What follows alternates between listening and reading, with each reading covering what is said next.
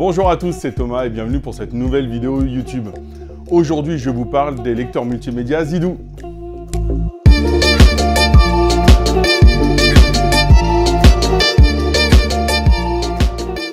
Avant de vous présenter chaque produit ainsi que leurs particularités, je vais vous parler un petit peu de la société Zidoo. Donc c'est une société chinoise qui a été créée en 2014 et qui est du coup sur notre territoire depuis à peu près 3 ans. C'est une société qui a des activités assez diverses en Chine, mais qui a une grosse fabrication en fait, de produits, et notamment de box TV sous un nom générique pour des grands fabricants, enfin des grands revendeurs, pardon, des grandes marques. Et puis avec ces lecteurs multimédia, c'est un renouveau du coup en Europe que la marque s'offre.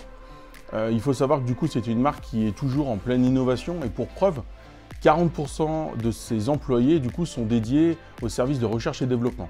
Donc ça permet effectivement d'avoir des produits en constante évolution et parfois même révolution en utilisant les dernières puces, etc. Et ça, on va en parler. Voilà. On attaque tout de suite du coup avec le Z9X. Premier produit de la gamme Zidoo, il s'agit du Z9X. Donc il s'agit en fait du produit le plus abordable de la gamme parce qu'actuellement il est vendu à 229 € TTC et propose un rapport qualité-prix extraordinaire. Alors pourquoi je parle de ça? C'est parce que du coup c'est un produit qui est très compact, d'accord? Vous voyez par rapport à mes mains, voilà, c'est un produit qui se cale assez facilement dans votre meuble. La fabrication est là aussi vraiment impeccable. On a du coup tout un châssis en aluminium fin. C'est tout en métal, c'est durable. Voilà, c'est pas trop sensible aux rayures, contrairement à d'autres produits plutôt glossy ou autres. Voilà, donc on a un affichage en façade qui permet de donner en fait la durée du film restant, etc. Mais également, vous avez du coup des ports USB 2 et USB 3 sur les côtés, ainsi qu'un port Serial ATA, en fait un port SATA qui permet de connecter directement avec des câbles, un disque dur externe également. Alors celui-ci se différencie par rapport aux autres parce que c'est le seul boîtier, le seul lecteur dans lequel on ne peut pas insérer de disque à l'intérieur. C'est pour ça qu'il est proposé à un tarif très avantageux. À l'arrière, on retrouve du coup une multitude de prises. Déjà, on a un port Ethernet, ça aussi c'est déjà une première bonne nouvelle. On voit tout de suite, effectivement, depuis le début, on les voit, ces antennes qui sont du coup des antennes Wi-Fi MIMO, où on a un dual band en fait au niveau du réseau Wi-Fi. Petit bémol, parce que voilà, moi j'ose parler effectivement des points un peu négatifs de chaque produit, parce qu'il faut, c'est que ces antennes-là en fait ne sont pas amovibles, on ne peut pas les enlever. Alors, après, ils ont quand même pensé aussi du coup à cet aspect-là, parce que quand on peut en fait replier tout simplement les prises. Voilà, alors ça peut gêner un peu la connectique, mais on peut les replier sur elles-mêmes, donc c'est déjà ça. Ensuite, on se retrouve du coup avec une double prise HDMI. Alors attention, sur ces produits-là, il n'y a que le haut de gamme qui a vraiment 2 sorties HDMI. Là, vous avez une HDMI out et vous avez une HDMI in, qui permet en fait d'économiser une prise HDMI sur votre barre de son, par exemple, sur un ampli où vraiment vous êtes full, parce que du coup le boîtier fait du passe-through en fait sur la source en HDMI que vous allez brancher dessus. Je vous le dis tout de suite parce qu'on a souvent régulièrement la question. Il n'y a pas d'application, en tout cas à ma connaissance, pour enregistrer ce qu'on peut envoyer en HDMI in sur un disque dur branché en USB. Voilà. Peut-être qu'un jour ça sortira, j'en ai aucune idée, en tout cas à ma connaissance ça n'existe pas. Une sortie optique, une sortie vidéo, non c'est pardon, une sortie son stéréo si besoin, s'il y a besoin de connecter effectivement juste un diffuseur en stéréo, une prise d'alimentation et puis l'interrupteur tout simplement pour l'allumer. Alors, je sais que nous avons des clients, des utilisateurs fidèles à Zidoo qui ont déjà changé en fait l'alimentation externe. Oui, alimentation externe, c'est pour ça que du coup on a un boîtier très compact, hein, donc c'est un transformateur qui se trouve à l'extérieur et qui ont déjà acheté et investi en fait dans une alimentation de meilleure qualité et obtenu effectivement un gain sur les résultats vidéo surtout. Alors, nous on n'en propose pas en option, mais en tout cas voilà, on sait que voilà, des utilisateurs utilisent déjà ce type, on va dire, d'upgrade. Voilà, après, je pense avoir fait le tour sur l'aspect esthétique. En tout cas, c'est très léger, puis ça s'intègre très facilement dans votre meuble. Parlons maintenant de la partie logicielle et aussi composants du produit. parce qu'il y a énormément de choses qui sont en commun par rapport aux autres produits de la gamme. Donc ce que je vais vous dire maintenant, je ne vais pas forcément le répéter sur les autres produits, je vous donnerai que les évolutions par rapport au Z9X. Alors, à l'intérieur, on a du coup une des dernières puces de chez Realtek qui est la RTD 1619, qui est vraiment la dernière puce à la mode depuis un peu plus d'un an, même bientôt un an et demi, qui est vraiment la puce, on va dire, la plus efficace et la plus véloce, qui permet de décoder tous les formats, mais également de faire de l'upscaling 4K. Et c'est là où on verra, c'est un réel intérêt en fait de faire cet upscaling, que ce soit sur des fichiers en 720p ou 1080p, vous avez un upscaling en 4K. Mais également, elle a une force par rapport aux anciennes puces, c'est qu'elle est compatible avec le Dolby Vision. Voilà, il y a là le VS10 Engine qui permet effectivement de décoder du Dolby Vision, mais également de transformer en fait un contenu HDR standard ou SDR en contenu HDR10+, Dolby Vision. Voilà. En termes de compatibilité codec audio-vidéo, bah, c'est simple en fait. Les iDo proposent une compatibilité entière sur tous les formats audio-vidéo. Que ce soit effectivement le Dolby Vision, je viens d'en parler, le HDR10+, mais également tous les formats, que ce soit du 480, 720, 1080p. Voilà, tout y passe en tout cas, il n'y a pas de souci de ce côté-là. Compatible également avec les fichiers 3D, avec les ISO, les Blu-ray ISO, les fichiers MKV, les fichiers AVI, enfin voilà, toutes sortes de types de fichiers vidéo en tout cas passent, il n'y a pas de problème là-dessus. Pour la musique, c'est également aussi compatible avec énormément de formats et notamment même les ISO de SACD. Et ça, c'est assez rare, c'est-à-dire que vous avez en fait des sauvegardes de SACD ou de Blu-ray audio, de DVD audio, etc. Tout y passe. Okay. Vous êtes compatible avec du high-res, il n'y a pas de souci, vous montez jusqu'à du 192 kHz. Voilà, ce qu'il en est au niveau de la compatibilité, donc c'est compatible Roon Ready également, donc vous pouvez l'intégrer à votre système Roon à la maison, et c'est Spotify Connect. Voilà, donc vous avez également une application qui vous permet en fait d'aller chercher tout ce qui est pochette de disque, avec même les paroles, etc. Vous avez pas mal de choses qui permettent d'avoir une interactivité avec un écran. Évidemment, on n'est pas obligé d'utiliser la télé, hein, d'accord? Pourquoi? Parce que Zidoo a élaboré en fait une application qui est très bien pensée, qui s'appelle Zidoo Remote Control sur iOS et Android, qui vous permet de prendre le contrôle de votre boîtier, mais également d'aller chercher les médias que vous allez pouvoir avoir stockés soit sur les disques durs externes, ou soit à travers votre réseau sur un partage sur un ordinateur ou un serveur NAS. Voilà, donc l'application est très simple à utiliser. Voilà, est très fonctionnel, avec beaucoup d'options, même parfois des options un peu poussées sur lesquelles on n'a absolument pas de besoin à mon sens. Mais en tout cas, voilà, l'avantage c'est qu'il propose les options. Voilà. Passons au modèle suivant du coup de cette gamme Zidoo, il s'agit du Z10 Pro. Alors, il s'agit en fait d'un produit légèrement plus gros. On va tout de suite aller au point fort de ce produit-là, c'est qu'il a lui du coup une baie pour disque dur. Donc tout simplement, voilà, on a de quoi insérer un disque dur en SATA à l'intérieur. Donc c'est vraiment la grosse différence par rapport au Z9X qui lui ne propose pas cette possibilité. On a effectivement toujours les ports USB 3 sur le côté, les ports SATA également en externe, d'accord. Ensuite, autre différence par rapport au Z9X, vous avez des sorties, alors j'ai pas trop compris pourquoi, je vais être franc avec vous, une sortie S-Vidéo. Voilà, sachant qu'en 2023, le S-Vidéo, ça fait à mon avis un moment qu'on ne l'utilise pas, mais voilà, en tout cas, ça doit peut-être servir, parce que s'ils l'ont mise. On retrouve du coup la double HDMI avec une entrée et une sortie, toujours l'HDMI in que je vous ai expliqué, la sortie optique, l'Ethernet. Et là, on se retrouve du coup avec en fait des antennes Wi-Fi MIMO démontables par rapport aux Z9X qui sont inamovibles. Là, du coup, on peut les enlever si jamais on n'a pas besoin du Wi-Fi et qu'on utilise uniquement le port Ethernet. Voilà. Donc on est sur un boîtier tout aussi bien construit, donc un petit peu plus gros. Donc l'écran est légèrement plus gros et propose en fait des informations supplémentaires, voir si le Wi-Fi est bien connecté ou l'Ethernet, si l'accès se fait en disque externe ou en disque réseau, et toujours en fait le temps qui défile du film, le temps restant, etc. Donc voilà. Après, au niveau des composants à l'intérieur, on est exactement la même chose que le Z9X. Voilà.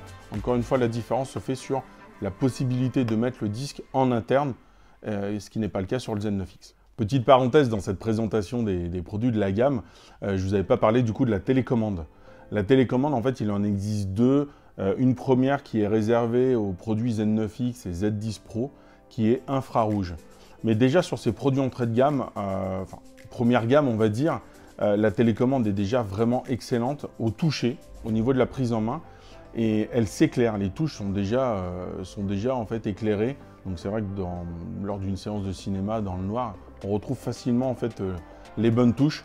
On a un accès direct à la homepage en fait de l'application, on a les options, on peut jouer avec les pistes audio, les sous-titres, etc.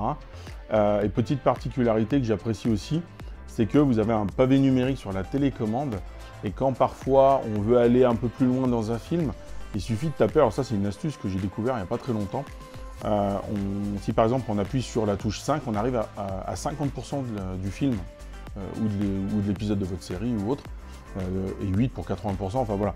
Donc c'est vrai que parfois c'est quelque chose qui peut effectivement être pratique quand on a déjà vu une partie du film et qu'on veut revenir à un moment, ça évite de faire de l'avance rapide ou autre, comme il n'y a pas forcément de chapitrage quand c'est pas une ISO par exemple de DVD ou Blu-ray.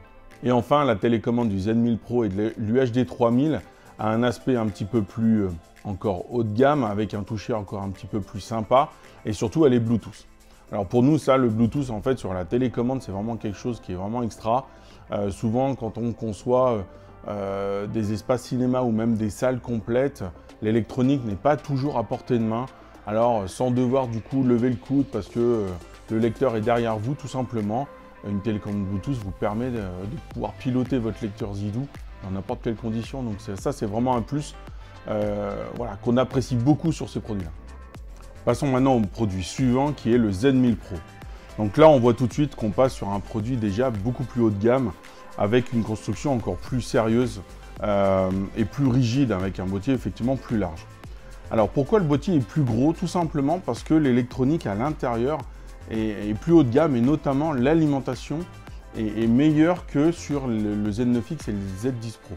On a en fait carrément une bobine toroïdale avec une alimentation qui s'occupe d'un côté des composants numériques et de l'autre côté des composants analogiques. On se retrouve du coup là aussi avec les mêmes performances, j'ai envie de dire, de décodage audio-vidéo, hein, d'accord. Par contre, la qualité de l'alimentation se ressent sur le résultat en termes de rendu audio-vidéo sur le décodage, j'ai envie de dire, sur la finesse, sur le détail, etc. C'est là où on voit que l'alimentation a un rôle très important. Ce qui nous permet en fait d'avoir un boîtier assez large. Donc on n'a plus la baie en fait sur le côté, elle est en façade derrière cette petite trappe. Voilà. Et donc on se retrouve à nouveau avec une baie pour disque SATA. Voilà. L'afficheur lui aussi du coup gagne aussi en dimension, qui permet d'afficher un petit peu plus d'informations, mais on reste sur la même base que le Z10 Pro pour information. À l'arrière, au niveau de la connectique, pas de changement. Vous avez en fait les antennes Wi-Fi sont intégrées au boîtier, donc là elles sont plus fixées. On se retrouve toujours avec la double HDMI, un petit port RS232 qui permet de le piloter du coup quand on le met en intégration. Voilà, rien de, j'ai envie de dire rien de bien nouveau, hormis effectivement que l'alimentation là elle est interne. Donc voilà, en termes de performance, effectivement, il y a une différence avec le Z9X et le Z10 Pro, parce qu'on monte vraiment en gamme.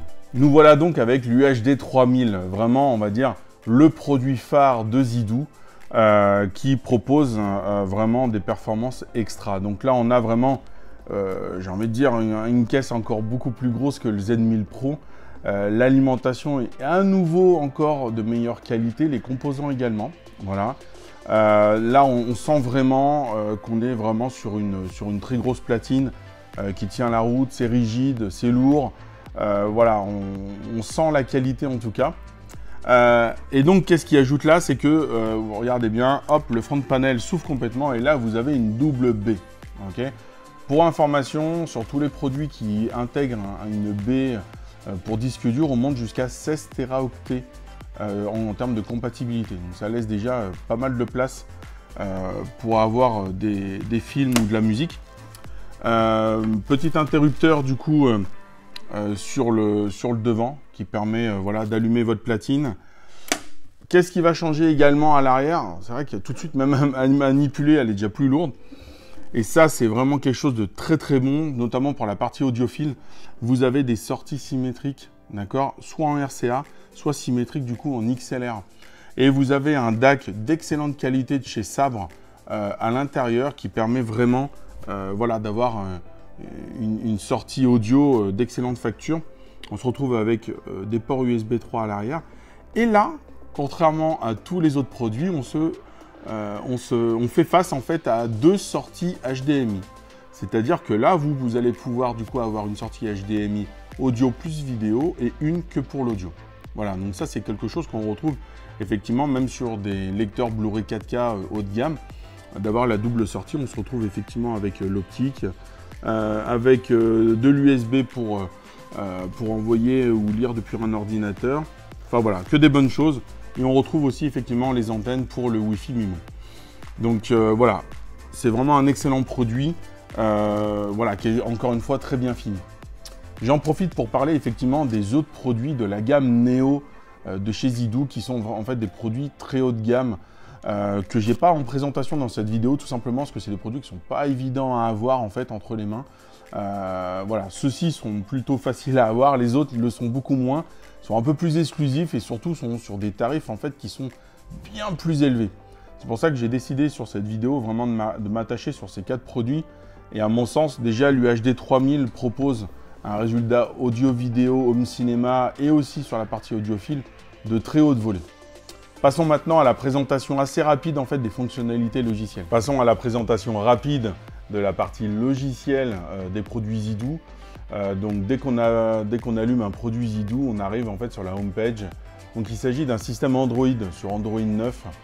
Alors attention, ça reste un produit Android, mais plutôt fermé comme les autres marques, tout simplement parce que la marque souhaite garder la stabilité en fait de leurs produits. Mais toutefois, Zidou propose en fait sur leur site internet des firmware en fait différents que vous pouvez installer sur vos lecteurs multimédia. Chaque nom de firmware en fait a une version normale et une version avec un G à l'intérieur qui veut dire Google, Google Store, Play Store. Donc vous allez sur notre blog en fait de Futurland. On a fait un petit article qui explique aussi du coup comment activer le Google Play Store sur un lecteur Zidou sur lequel on peut installer des applications. Attention également, je mets en garde, ça ne remplacera jamais une Apple TV ou une Nvidia Shield ou autre en tant que plateforme de streaming. On a déjà fait des tas d'essais, que ce soit sur du Prime Video, du Disney ou même du Netflix en fait, même avec des abonnements 4K sur Netflix notamment. C'est assez étrange, c'est que l'application ne reconnaît pas tout ça. Donc ça peut dépanner effectivement, mais c'est vraiment pas la force de ces produits-là. Donc ils ouvrent le produit à l'installation d'applications, mais à mon sens, c'est vraiment pas du tout le point fort et il ne faut pas l'acheter pour ça. D'accord ? Investissez dans une passerelle multimédia à côté pour justement faire cette partie-là. Là, nous sommes vraiment en présence d'un lecteur multimédia audio-vidéo, vraiment. Donc on se retrouve du coup sur cette partie accueil avec bon, voilà, une forme de tuile en termes de présentation. Celle qui nous intéresse le plus en fait, ça va être soit du coup d'accéder à la médiathèque qui nous permet d'accéder au contenu qu'on va avoir sur nos disques durs. Et donc notamment, voilà, on peut se balader sur pas mal d'extraits. En l'occurrence, c'est un de nos disques de démonstration. Donc sur la gauche, on peut même accéder, vous voyez sur le menu sur la gauche, on peut accéder au réseau, à notre réseau interne, si vous avez des partages de disques ou alors des NAS, comme les Synology ou des choses comme ça. Donc voilà, ça c'est intéressant, sachant que dans les options, on peut demander de lancer une application au démarrage, d'accord ? Et à mon sens, l'application la plus intéressante qui est livrée et développée par Zidou, ça va être effectivement Home Theater 4, qui est voilà, la grosse force de ce type de produit, au même titre que les autres marques. Ça va être ce système en fait de scrapping, c'est-à-dire de récupération d'affiches et d'informations sur les films. Donc on a un système de catégories, on peut les éditer, on peut en ajouter, on peut en supprimer. On peut avoir plusieurs disques connectés, on peut synchroniser qu'un répertoire ou un disque complet. Voilà, ici j'affiche effectivement tous nos films. on va avoir toute la liste de nos extraits, tout simplement. Donc à chaque fois, vous voyez en bas à droite, vous avez même des petites options qui apparaissent. Et puis par exemple, on peut faire un petit pop-up menu. Et sur le film, par exemple, sur l'extrait de film Star is Born, on peut changer en fait l'image de fond, l'image de la jaquette. On peut l'identifier si jamais le système n'a pas identifié avec le bon film, parce que ça peut être le cas, et ajouter à des collections, etc. Donc il y a beaucoup d'options. Et si vous regardez bien, à chaque fois, c'est parfaitement traduit en français. Alors c'est pas toujours le cas, c'est-à-dire que quand on va dans le menu réglage, on se rend compte à un moment donné qu'il y a certaines options qui sont un peu en franglais, vous voyez, un mot sur deux en français ou en anglais, mais ça reste complètement compréhensible. Voilà, c'est ce qu'il va y avoir un petit peu de différent par rapport à un produit comme les produits Zapity qui sont vraiment 100% français en termes de l'interface. Là, on se retrouve avec un système de traduction qui est parfois un petit peu aléatoire, mais en tout cas, ça ne nous a jamais embêté. Bon, si je continue par exemple sur le film toujours Star is Born, on arrive effectivement sur la fiche, avec la possibilité de lancer le film, la bande-annonce ou de le mettre en favori. On a toutes les informations, donc on a la note liée en fait aux bases de données TMBD, on a l'année, on a même du coup la bande-annonce qui se lance automatiquement. Les acteurs, etc. sur le côté, donc si par exemple je vais sur Bradley Cooper, si je vais dessus, en fait, il va me dire voilà toute sa filmographie et notamment dans notre collection de films ou de séries, quels sont les films et séries où apparaît du coup l'acteur. Donc on peut se retrouver, en l'occurrence là il apparaît dans Avengers Endgame et il joue le rôle de Rocket. Enfin du moins il prête sa voix à Rocket évidemment. Voilà, donc je reviens en arrière. Et donc on a toutes les informations techniques, je disais, sur la définition, sur le type d'HDR, l'encodage, le type de son, etc. Évidemment, quand on arrive, alors là, j'ai pas non plus beaucoup d'extraits, mais si vous avez par exemple les Avengers, vous avez la saga. Quand vous avez John Wick, vous avez également la saga. Donc ça veut dire que vous rentrez dans une catégorie où vous avez ensuite tous vos films John Wick qui apparaissent. Ça va être le cas avec le Jurassic Park, etc. Donc c'est vraiment bien fait. En fait, moi, ce que j'aime énormément avec Zidoo, ça va être sa fluidité. Vous voyez, on clique, ça apparaît tout de suite. Si je lance l'extrait, par exemple, vous allez voir, ça met quelques secondes, mais c'est très rapide. Voilà. Alors, ne regardez pas la qualité parce qu'on est sur des conditions d'éclairage qui sont un peu particulières. Voilà. Hop, 2 fois retour pour revenir en arrière. Et voilà. Donc l'interface, vraiment, pour moi, c'est vraiment le gros plus. C'est ultra rapide, c'est convivial et c'est facile à utiliser. Donc voilà, ça c'est vraiment un gros plus. Alors, on va finir du coup par une présentation là aussi très rapide, en fait des réglages possibles. On va bien sûr pas tous les énumérer, mais vous allez voir que les réglages sont juste énormes et on peut vite s'y perdre. Alors, pas vraiment s'y perdre, mais c'est qu'il y a beaucoup de possibilités en fait. Donc réglage, c'est assez rapide, donc toute la partie lecture, ensuite affichage, audio, réseau et les options diverses. Donc là, dans cette première partie, on va gérer effectivement le type de fréquence d'image. Donc on peut soit adapter à chaque film ou soit forcer un taux de fréquence d'image. On gère la 3D, voilà, et puis des raccourcis vers la télécommande, etc., etc. Donc à chaque fois, ça allie en fait les options. Là, on va plus être sur des options d'ergonomie que de performance. Et notamment, là, on va dans l'affichage. Là, on va pouvoir effectivement apporter du coup des paramètres plus liés vraiment au rendu, à la performance vidéo. Donc on va pouvoir, alors pardon, hop, je remonte, tac, affichage. Donc on touche à la résolution. La gestion des paramètres de couleur, voilà, je ne vais pas vous les détailler, mais vous voyez qu'il y a énormément de choses disponibles, d'accord. C'est un produit qui a été remis à zéro il n'y a pas longtemps, donc soyez pas étonnés sur certains réglages. On peut, si vous n'avez pas en fait de système de télé ou de vidéoprojecteur HDR, du coup, on a un mode qui permet d'envoyer en SDR. On gère le SDR. Et c'est l'option là en fait la plus intéressante, ça va être la gestion du Dolby Vision, d'accord. Donc HDR standard en Dolby Vision ou même carrément du SDR. Là aussi le mode Dolby Vision, soit sur un vidéoprojecteur, soit sur une télé. Voilà, on gère encore plein d'autres options. Sur l'audio, hop, si on passe à l'audio, Là aussi, on gère le type de son, le format codec en sortie HDMI ou alors sur la sortie optique. Voilà, les fréquences d'échantillonnage, les sorties USB, enfin voilà, il y a beaucoup de choses. La partie réseau, alors il y a quelque chose qui est très important, ça va être en fait cette option-là. Vous voyez, l'option serveur Samba. Alors pour le coup, c'est une option qui, quand vous l'activez, vous permettra très facilement sur votre réseau local chez vous de pouvoir aller envoyer des médias sur les disques qui sont branchés sur votre Zidoo, que ce soit en USB 3 ou en interne. Voilà. Donc ça, c'est plutôt intéressant. Et enfin, divers, gérer la langue, l'alimentation, le CEC, etc. etc. Voilà. Donc en une touche, on revient sur la homepage et sur les différentes tuiles disponibles. Voilà un petit peu pour cette présentation logicielle et interface des produits Zidoo. C'est l'heure donc de la conclusion de cette vidéo de présentation des produits Zidoo. J'espère qu'à travers cette vidéo, vous avez pu remarquer du coup la qualité d'assemblage, les composants, les descriptifs de ces produits, ainsi que l'ergonomie logicielle qui est proposée par la marque.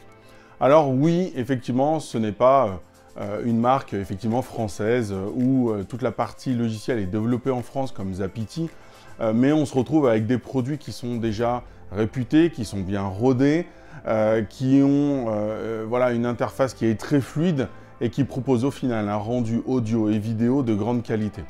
Voilà, n'hésitez pas en tout cas à nous poser vos questions sur ces produits-là par message, par téléphone ou par chat, tout simplement sur notre site. Vous aurez dans le descriptif de la vidéo le lien vers tous les produits de la marque, même ceux qui ne sont pas présents dans cette vidéo, qui sont du coup le Neo et le Neo Alpha. Et puis voilà, continuez en tout cas à nous suivre. Merci pour vos remarques sur notre chaîne YouTube. Et n'hésitez pas encore une fois à nous contacter si besoin. Allez, à très bientôt. Ciao.